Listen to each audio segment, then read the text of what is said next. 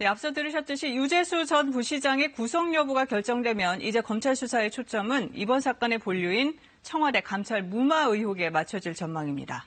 검찰은 당시 감찰 중단을 결정한 과정이 적법했는지 또는 특감반 윗선이 부당한 지시를 내린 건지 들여다보고 있는데 관건은 당시 작성된 특감반의 감찰 보고서 내용이 될 것으로 보입니다.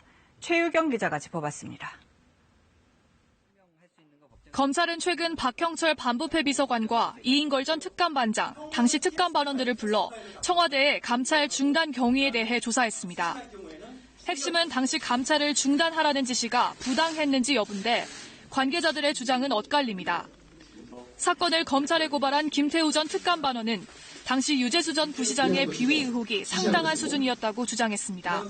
우리 검찰 출신 특감반원들은 이에 대하여 이거 큰 문제된다라고 서로 얘기하며 불만을 토로하였습니다. 반면 감찰의 최종 책임자였던 조국 당시 청와대 민정수석은 유 전 부시장의 비위 내용이 부실했다는 입장을 밝혔습니다.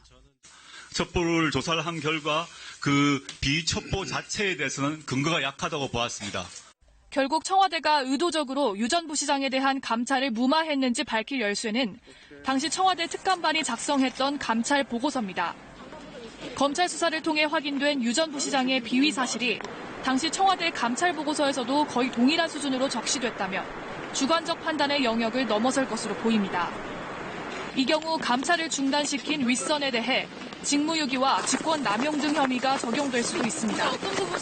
하지만 검찰은 아직 청와대의 해당 감찰 보고서를 확보하지 못한 것으로 보입니다. 감찰 보고서를 비공식적으로 외부로 유출할 수 없을 뿐더러 현 단계에서 검찰이 청와대를 압수수색하는 일은 쉽지 않기 때문입니다.